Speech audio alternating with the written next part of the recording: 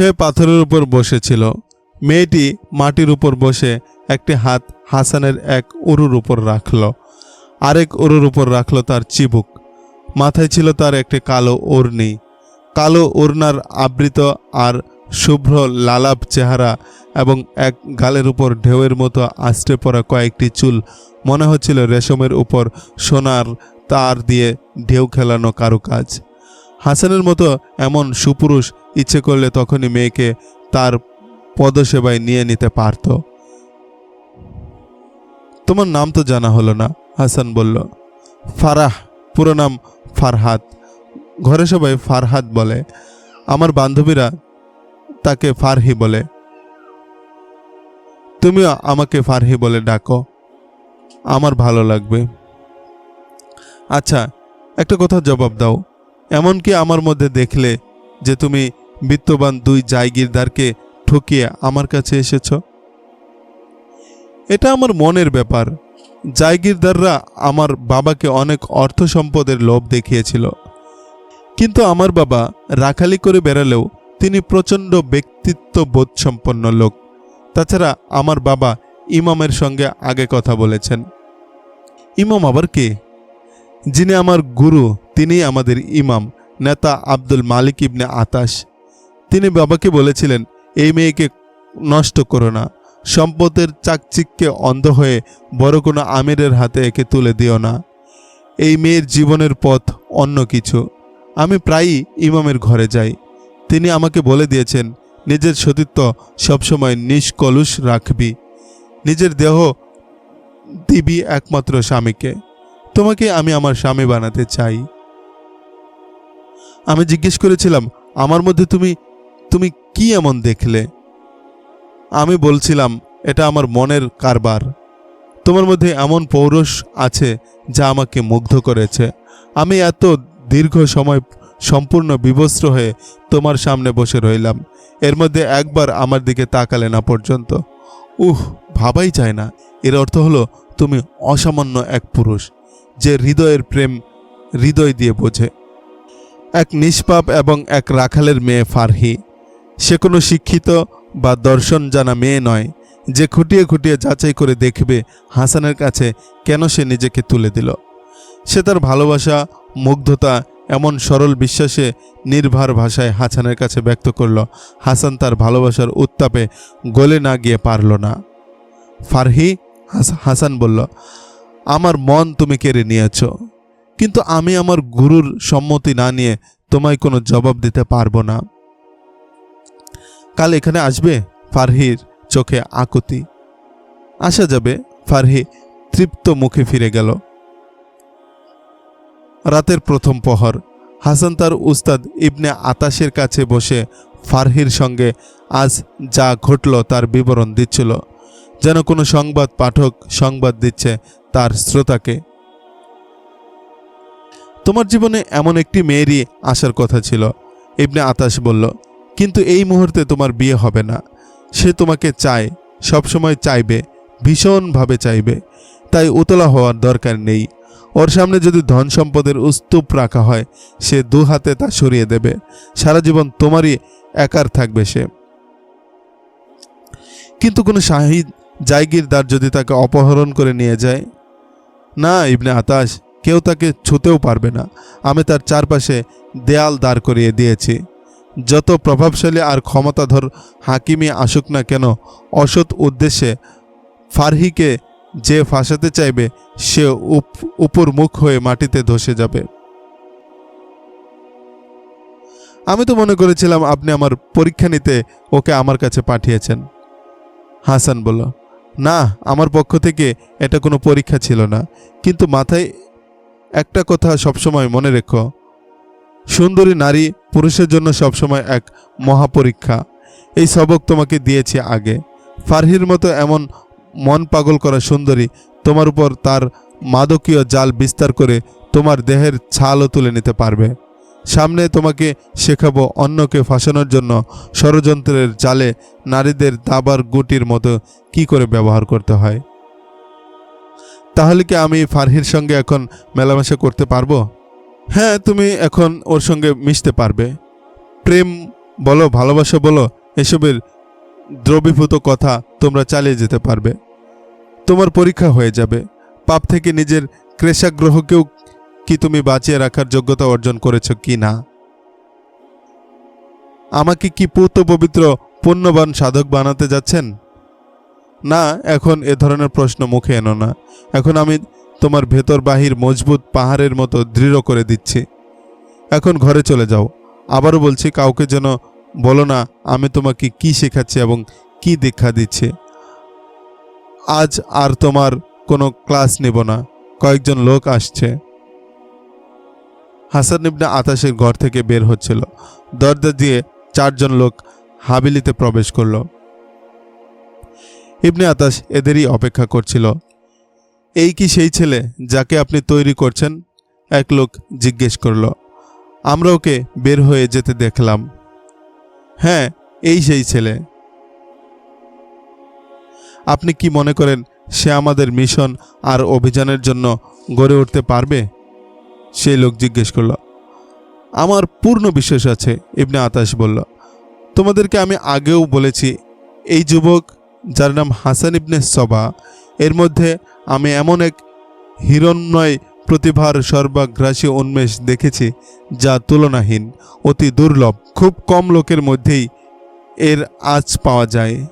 এমন যোগ্যতা ও প্রতিভাধারী লোক হয় আল্লাহর বড় আউলিয়া এবং হাজার হাজার মানুষের পীর মুর্শিদ, না হয় মানুষের দেহ বিশিষ্ট আস্ত একটা শয়তান। দুভাবেই সে মানুষের জনপ্রিয়তা পায়। আর জনপ্রিয়তা এমন যে তার অনুসারী বা ভক্তরা তার ইশারায় নাচে কিংবা তার আঙ্গুলি হেলনে জান পর্যন্ত দিয়ে দেয়। এর রুখ কোন দিকে যাচ্ছে বলে মনে করছেন? এখন আমি কিছু বলতে পারছি না, ইবনে আতাশ জবাব দিল। আমার আশঙ্কা হলো এর মধ্যে শয়তানি গুণাগুণ আমাদের ধারণার চেয়ে অনেক বেশি। সে যদি তার শয়তান মস্তিষ্ক উদ্ভাবিত পথেও চলে, তাহলে তার কার্যকারিতা আমাদেরকে সফল পথে নিয়ে যাবে।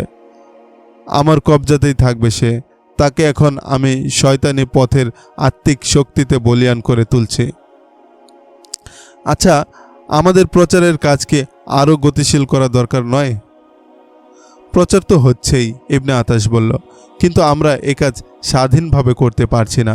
কারণ হুকুমত এখন আহলে সুন্নাতের এবং অধিকাংশ নাগরিকও নিষ্ঠাবান আহলে সুন্নাতের। ধর্মের ব্যাপারে যারা কোনো ষড়যন্ত্র ও শয়তানি বরদাস্ত করে না। আমি আগেও বলেছি, আমাদের প্রচারের কাজ গ্রামগঞ্জে অধিক পরিমাণে হওয়া উচিত। ওখানে ধরা পড়ার আশঙ্কা কম। গ্রাম্য এলাকায় আমাদের দলের আদর্শ প্রচারের জন্য প্রচারক বা মোবাল্লিক পাঠানো শুরু করে দিয়েছি, আরেক লোক বলল। শুধু প্রচারই যথেষ্ট নয়, ইবনে আতাশ বলল। হুকুমত, দেশ আমাদের হাতে নিয়ে নিতে হবে। হুকুমত হাতে এসে গেলে আমরা মুসুন্নিদের এবং সুন্নি মাযহাবকে খতম করে লোকদের বলতে পারবো আসল ইসলাম আমাদের কাছে আছে, যে ইসলামে পাপ পুণ্যের কোনো ভেদাভেদ নেই। কিন্তু হুকুমত খুব সহজে হাতে আসবে না। মিশরের উবাইদীদের সহযোগিতা অর্জন করতে হবে আমাদের। আমি একটি সন্দেহের মধ্যে আছি, আরেকজন বলল। মিশরের প্রশাসক তো উবাইদি, কিন্তু আমি শুনেছি ওরা বাতিনি। না, ইবনে আতাশ বলল, ওরা পাক্কা ইসমাইলি। ওরা অবশ্যই আমাদের সাহায্য করবে। সেলজুকি সালতানাতের উপর হামলার জন্য ওদেরকে আমি উস্কিয়ে তুলব। তবে এর জন্য আমাদের লোকবল প্রস্তুত করাও জরুরি, এবং এই প্রস্তুতির কাজ চলবে গোপনে। মিশরীয়দের হামলার জন্য রাজি করাতে এবং আমাদের লোকদের সশস্ত্র করে তাদের সঙ্গে লিয়াজো করতে, এবং এই প্রস্তুতির জন্য অনেক সময়ের দরকার। এই রায় শহরেরই হাকিম আবু মুসলিম রাজির কাছে বসা ছিলেন 2 সালার। এছাড়া আরও 2 জন লোক বসা ছিল। ওদেরকে ফৌজি মনে হচ্ছিল না। এরা 2 জন প্রাদেশিক গোয়েন্দা সংস্থা এবং সংবাদ মাধ্যমের হাকিম ছিলেন। রায় শহরটি যদিও প্রথমে একটি বড় শহরই ছিল কেবল, কিন্তু এটি দ্রুত সম্প্রসারণরত বাণিজ্য কেন্দ্র হওয়াতে এর বিস্তৃতি খুব দ্রুত কয়েক গুণ বেড়ে যায় এবং রায় প্রদেশের মর্যাদা পায়। তোমাদের এলাকার গুপ্তচর বৃত্তির কাজ আরও ক্ষিপ্রতার সঙ্গে চালিয়ে যাও, আবু মুসলিম রাজি বললেন।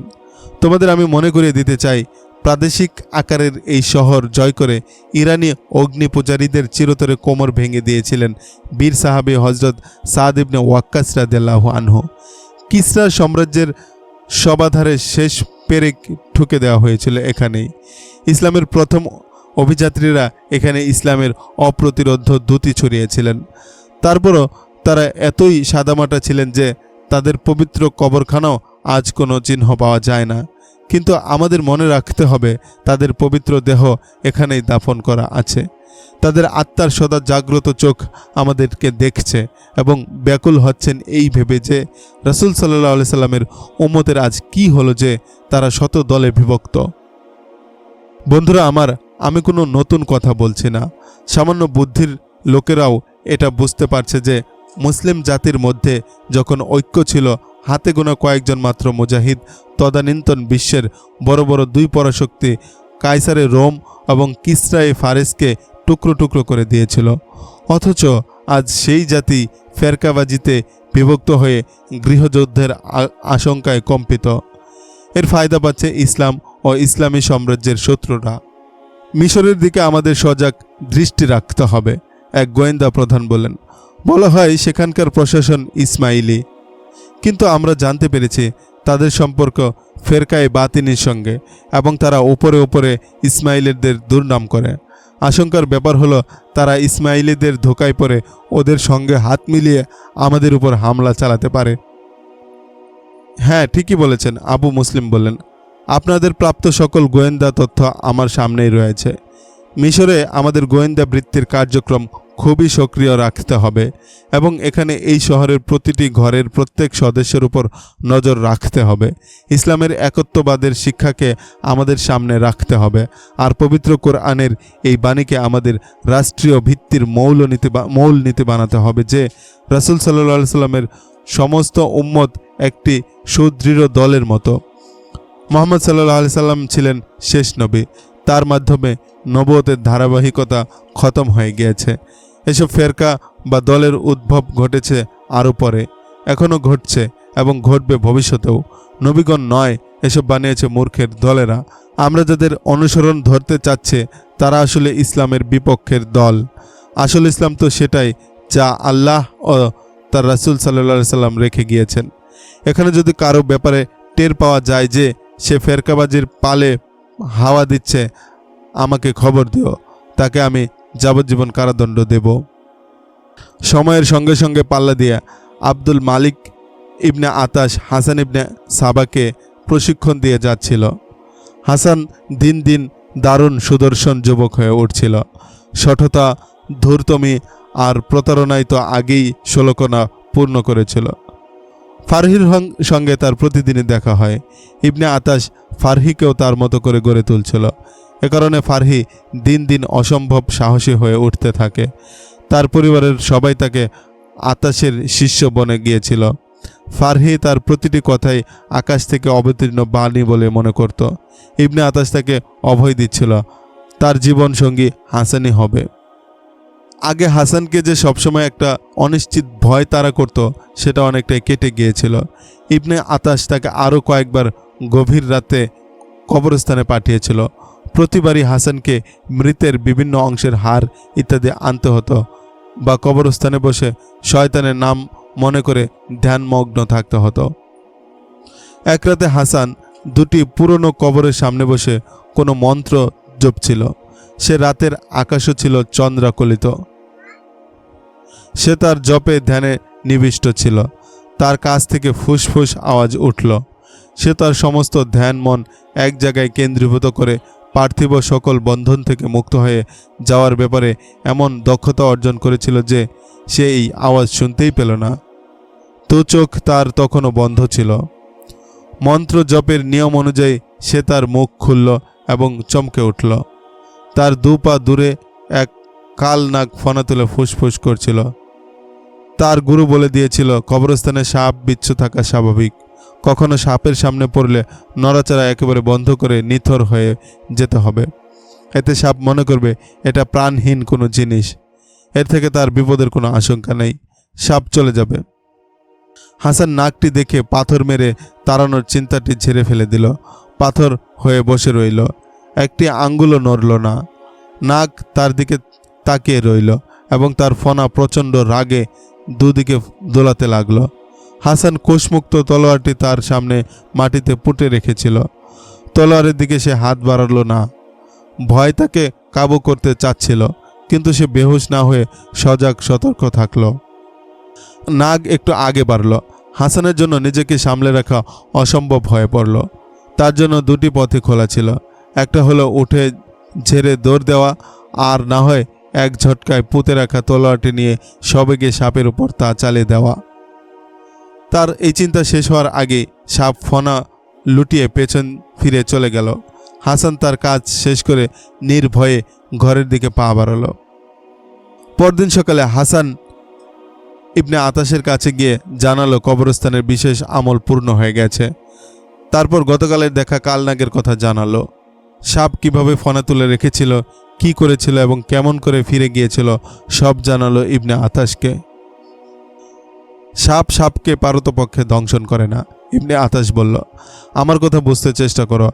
আমি তোমাকে ওই স্তরেই নিয়ে যেতে চেয়েছিলাম। তুমি তোমার গন্তব্যের অর্ধেক পথে পৌঁছে গিয়েছ।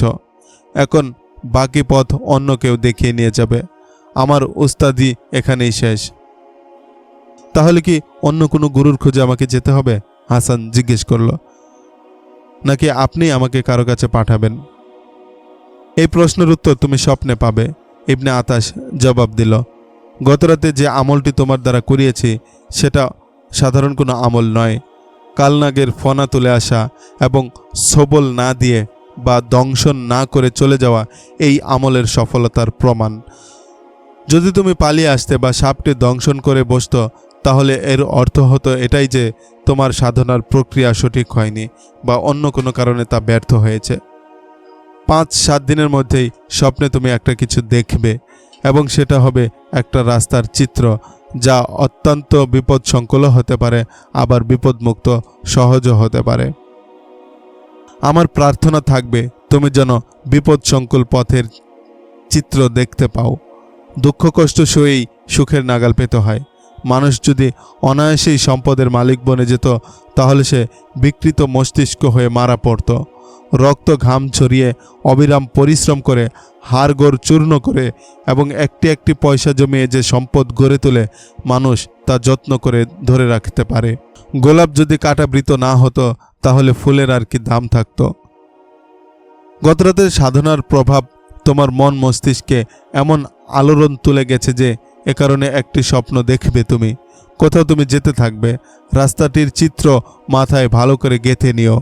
চোখ খোলার সঙ্গে সঙ্গেই রাস্তা ও স্বপ্নে প্রাপ্ত বিভিন্ন ইশারা ইঙ্গিতগুলো খাতার কাগজে টুকে রাখবে। স্বপ্ন হয়তো 2 পাহাড়ের মাঝখানে একটি উপত্যকা ও একটি পর্বত গুহা তোমার নজরে পড়তে পারে। সেটা মাথায় বদ্ধমূল করে নিও।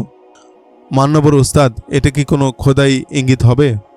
ইবনে আতাস একবার মাথা ঝাঁকালো এবং কিছুক্ষণ চুপ করে রইল। বোঝা যাচ্ছিল এই প্রশ্নের উত্তর সে দিতে রাজি নয়। তারপর মাথা উঠিয়ে তার শাগরিদদের মুখের দিকে চেয়ে রইল। এটা যদি কোনো গোপন ভেদের কথা হয় তাহলে নাই বা বললেন গুরু? হাসান বলল। হ্যাঁ হাসান, ইবনে আতাস বলল, ব্যাপারটি গোপনীয়ই। তবে আমি চিন্তা করছি সে রহস্য তোমাকে বলে দিব কি না। যে কোনো রহস্যভেদ তুমি তোমার বুকে ধরে রাখার উপযুক্ত হয়ে গেছ এখন। আজ পর্যন্ত যে দীক্ষা আমি তোমাকে দিয়েছি এবং যে সাধনা করিয়েছি এবং গত রাতের যে সাধনায় ছিলে, সব কিছুই তোমার পথের সাধনা নয়। এসব শয়তানি বিদ্যা। এজন্য তোমার পেরেশান হওয়া উচিত নয়। কেন, তুমি কি আত্মিক প্রশান্তি অনুভব করতে পারছো না? হ্যাঁ গুরু, আপনাকে বলতে চাচ্ছিলাম, নিজের মধ্যে আমি এখন এমন প্রশান্তি অনুভব করছি যেন আমি শূন্যে উড়ে বেড়াচ্ছি। এর সঙ্গে সঙ্গে আমি অনুভব করছি এমন এক শক্তি আমার অস্তিত্বে মিশে গেছে যা পাথরে মরুর কলজেও ছিঁড়ে ফেলতে পারবে। তাহলে তোমাকে একটা কথা বলতে পারি, ইবনে আতাস বলল। তোমার আমি সহজাত স্বভাব গুণ এমনও পেয়েছি আমি, যা এসব মন্ত্র সাধনার মাধ্যমেই তোমাকে শান্তি আর শক্তি দিতে পারত। এসবই শয়তানি কর্মকাণ্ড। ইসলাম সহ সব ধর্মই যেগুলোকে পাপ সিদ্ধ কাজ বলে সাব্যস্ত করেছে, ফেরাউনের যুগেও এই শয়তানি বিদ্যার চর্চা ছিল। এরপর ইহুদিরা এই বিদ্যা তাদের নিজেদের করে নিয়ে এ বিদ্যার উৎকর্ষ সাধন করে এতে কুখ্যাতি লাভ করে। একবার বলেছিলে তুমি ফেরাউন হতে চাও, তোমার মধ্যে আমি এই ক্ষমতা দিয়ে দিয়েছি। এর দ্বারা তুমি সেই পর্বত গুহা পর্যন্ত পৌঁছতে পারবে যা স্বপ্নে তুমি দেখতে পাবে। সেখানে জ্ঞান ও দীক্ষার পূর্ণতা ঘটবে। এখন এটা নিয়ে চিন্তা করো না যে এটা কি খোদাই বিদ্যা না শয়তানি বিদ্যা। 3-4 দিন পর হাসান একটি কাগজ নিয়ে দৌড়ে তার উস্তাদের কাছে হাজির হলো। কাগজটি সামনে রেখে বলল, গতরাতে স্বপ্নে আমি এই রাস্তাটি দেখেছি। রাস্তা যদি স্বপ্নে যেমন দেখেছি এমন হয় তাহলে অতি ভয়ঙ্কর রাস্তা এটি। সে পর্যন্ত জীবিত পৌঁছানো দুঃসাধ্য ব্যাপার। জানি আমি, ইবনে আতাশ বলল। যদি ভালোই ভালোই তুমি এই সফর শেষ করতে পারো তাহলে ধরে নাও সারা দুনিয়া তুমি জয় করে নিয়েছ। কাল যখন কানে ফজরের আজান আওয়াজ পৌঁছবে তখনই রওনা হয়ে যাও। পরদিন ভোরে যখন দিগন্ত রেখায় সূর্য লালিমায় ছোপ লাগলো তখন শহর থেকে কয়েক মাইল দূরে 2 ধাবমান অশ্বারোহীকে দেখা গেল। একটার উপর আরোহী ছিল হাসান ইবনে সবা, আরেকটার উপর ফারহি।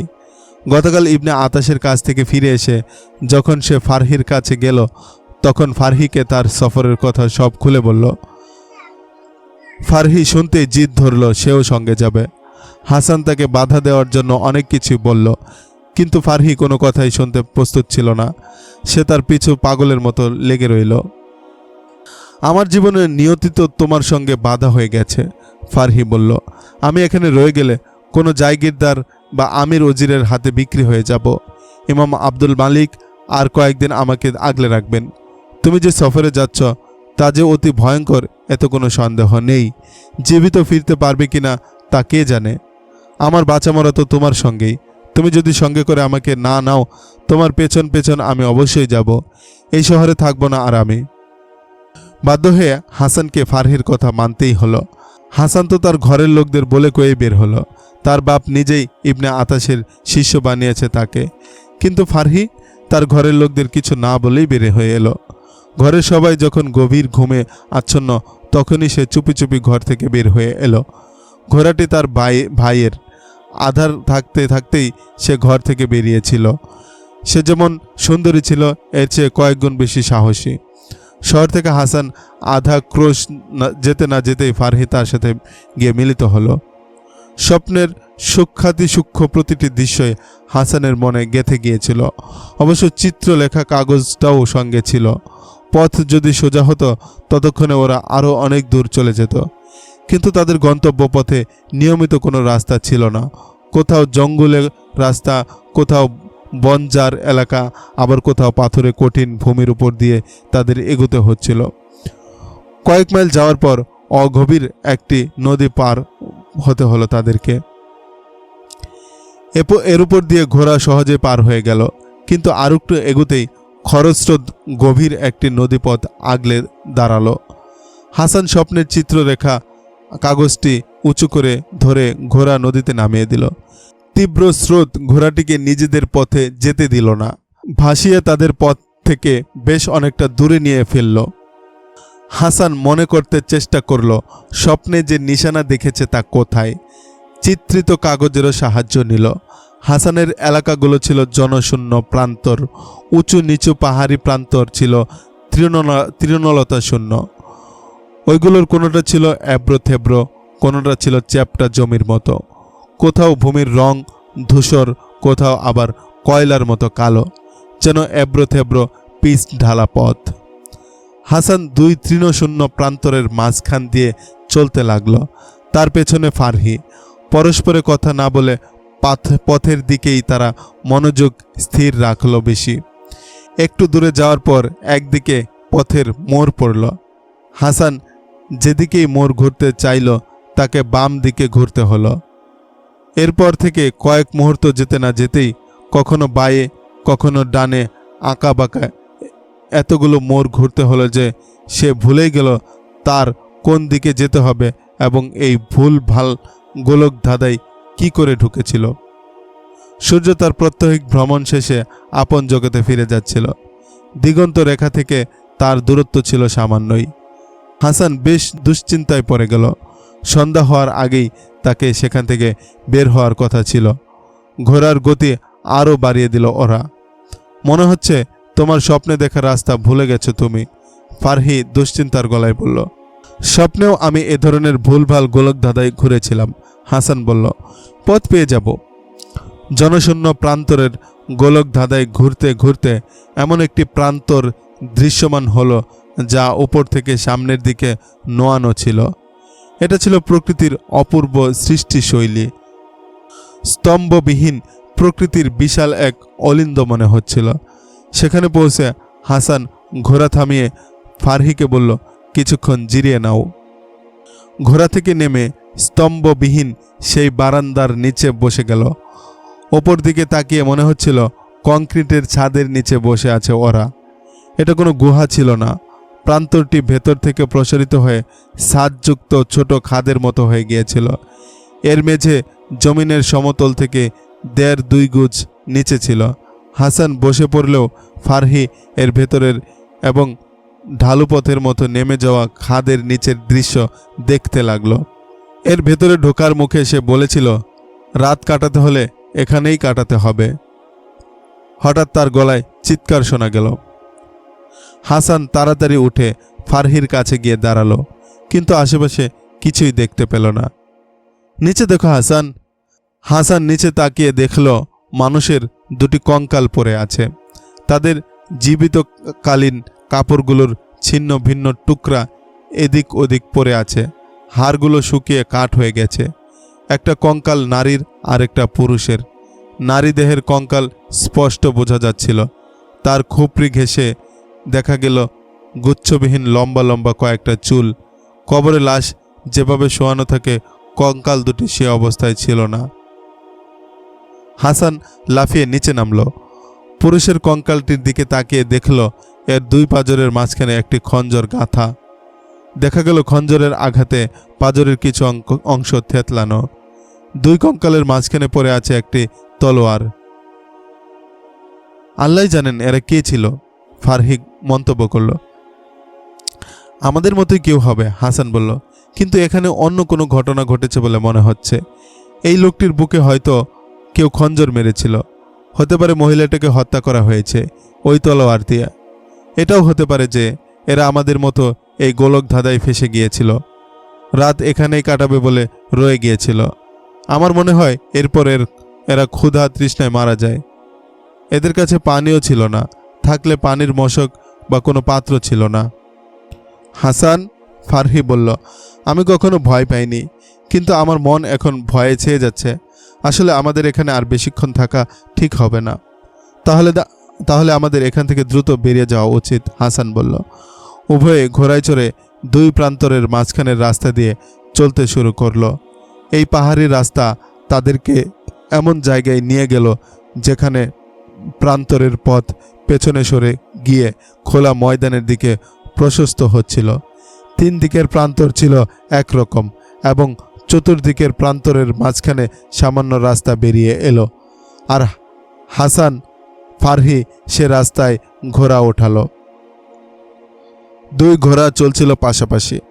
ঘোড়া চলতে চলতে এমন রাস্তায় পৌঁছলো যেখানে সংকীর্ণ হতে হতে রাস্তা একটি গলি মুখের আকার ধারণ করে।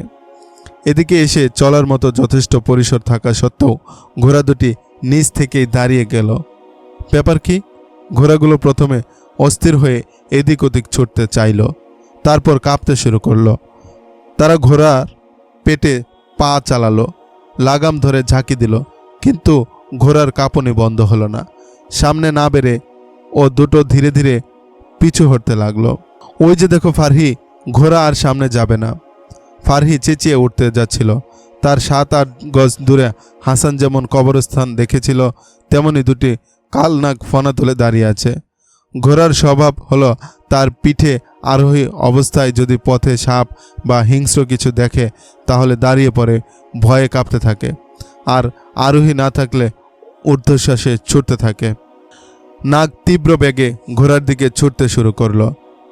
এর পেছনে পেছন দ্বিতীয় নাগটি উদ্ধত ভঙ্গিতে এদিকে আসতে লাগলো। ঘোড়া মুহূর্ত মাত্র বিলম্ব না করে মুখ ঘুরিয়ে পেছন দিকে ছুটতে শুরু করলো। হাসান, ফারহি দুজনেই ঘোড়া বাগে আনতে অনেক চেষ্টা করলো, কিন্তু ঘোড়া বাগে আসতে চাচ্ছিল না। হাসানের ঘোড়া আগে ছুটছিল এবং ঘন ঘন ডানে বায়ে মোড় ঘুরছিল। হাসান তাই বারবার পেছন দিকে তাকিয়ে লক্ষ্য রাখছিল ফারহি কত দূরে রয়েছে। ঘোড়া ছুটতে ছুটতে সেই ভুলভাল পথের মধ্যে ডানে বামে ঘুরতে শুরু করলো। হাসান এটা দেখে হয়রান হয়ে গেল। তার ঘোড়া সামনে গিয়ে পৌঁছেছে যেখানে দিয়ে তারা এই গোলকধাঁধায় ঢুকেছিল। তারা তো তৃণশূন্য পাহাড়ি প্রান্তর ছাড়িয়ে খোলা ময়দানে গিয়ে পৌঁছেছিল। হাসান বড় কষ্টে ঘোড়াকে আয়ত্তে আনলো এবং এক জায়গায় দাঁড় করালো। তারপর এদিক ওদিক তাকিয়ে ফারহির ঘোড়া খুঁজতে লাগলো। একটু দূরে ফারহির ঘোড়াটি দেখতে পেল, কিন্তু ঘোড়ার পিঠে ফারহি ছিল না। হাসান তার ঘোড়া ছুটিয়ে ফারহির ঘোড়ার লাগাম টেনে ধরল। সে ফারহি ফারহি বলে চিৎকার করতে শুরু করলো। অনেক ডাকাডাকি করলো, কিন্তু ফারহির পক্ষ থেকে কোনো জবাব পাওয়া গেল না। হাসান আস্তে আস্তে ভুলভালা বন্দরের দিকে চলতে শুরু করলো। সে ফারহিকে খুঁজতে যাচ্ছিল। হাসানের ভেতরে সব অনুভূতি যেন শুষে নিচ্ছিল কালনাগ দুটি। সে তার পৃথিবী, তার লালিত সংকল্প এবং নিজের গন্তব্যের কথা ভুলে গিয়েছিল। তার ভেতরের নির্ভীক সত্তা কোথায় যেন হারিয়ে গিয়েছিল। সে এই গোলক ধাঁধার ভেতরেই বড় উঁচু আওয়াজে ফারহিকে ডাকতে ডাকতে মুখে ফেনা উঠিয়ে ফেলল, কিন্তু প্রান্তরের মধ্য দিয়ে সবেগে প্রবাহিত বাতাসের তীব্র ঝলকানি আর শো শো শব্দ ছাড়া আর কোনো কিছু জবাব মিলল না। গোলক ধাঁধা থেকে যেখানে দিয়ে সে বের হয়েছিল সেখান দিয়েই ভেতরে ঢুকলো সে। অথচ এবার জায়গাটি এত অপরিচিত মনে হলো যে এর আগে কখনো এ জায়গা দেখেনি। তার সামনের প্রান্তরের পাশ দিয়ে দুদিকে দুটি রাস্তার অদল বদল দেখল সে। এর একটি ছিল সরাসরি হাতের ডানে, আরেকটি পেছন দিকে সরে বামে। এই দুই রাস্তা ও গোলক ধাঁধার মুখ, এই তিন রাস্তার কোনটি দিয়ে যে সে বাইরে এসেছিল সেটা ঠাহর করতে পারছিল না।